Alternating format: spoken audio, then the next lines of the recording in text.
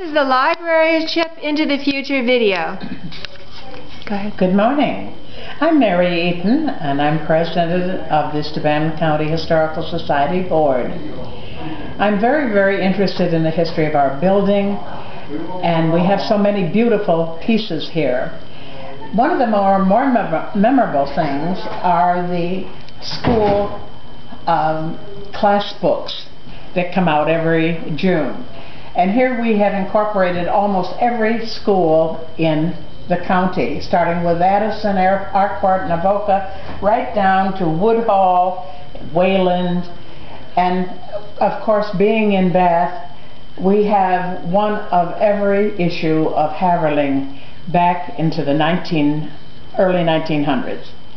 And as it gets near May now in June, we'll have a big rush for these books to look up alumni members.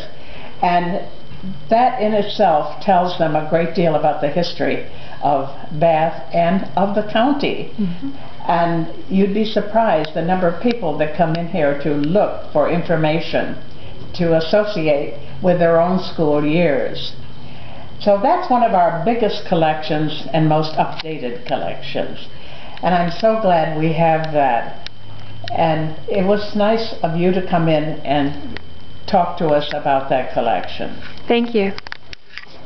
Next we have... Go ahead. I'm Helen Brink, and this is Cricket, and we're both volunteers here at the Historical Society. My official capacity is the coordinator of the library and editor of the newsletter, which comes out quarterly to our members. Right now I'm involved with a study of the Steuben County cemeteries, and am putting information into a book that will show, hopefully, a picture of each existing cemetery and tell exactly where it is, because our researchers who come in to look for family often want to visit a grave of an ancestor. And we found it important to update this information since things have changed, road names have changed, roads have been abandoned, and so we're bringing this up to date, and we're doing some PowerPoint presentations about this information. Okay. Okay. Thank you. And now we have... I'm Joe Paddock, a volunteer here at the so-called McGee House. This building is the home of the Steuben County Historical Society. The house itself was built in 1831 by a gentleman named John McGee.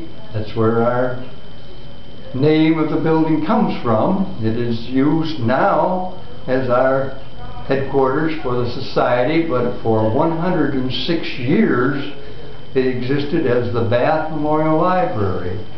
Davenport Memorial Library, actually, and that is the result of Ira Davenport having purchased this building, which previously had been used as a residence.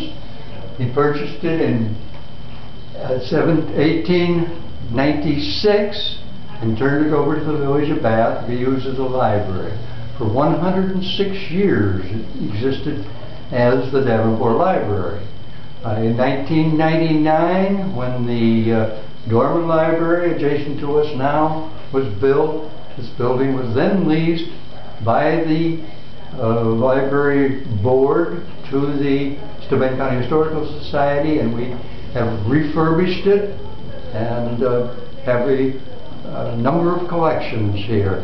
We try to have ongoing exhibits which are changed very regularly.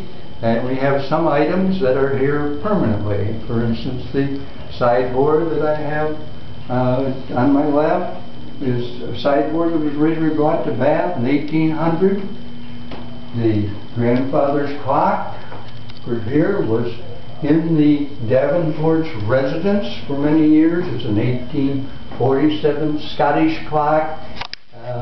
It was in that building until it was torn down and given to us. On my right is a rather valuable and interesting painting called The View of Bath, which was done in 1859. Andrew Russell was the painter. That man was known for his work in photography, and we're very pleased to have that here. Okay, now we're close. Your local library, in collaboration with your town and county historical society, can help you discover the history of your community and the genealogy of your family. Come and make history with your library and your historical society. Thank you.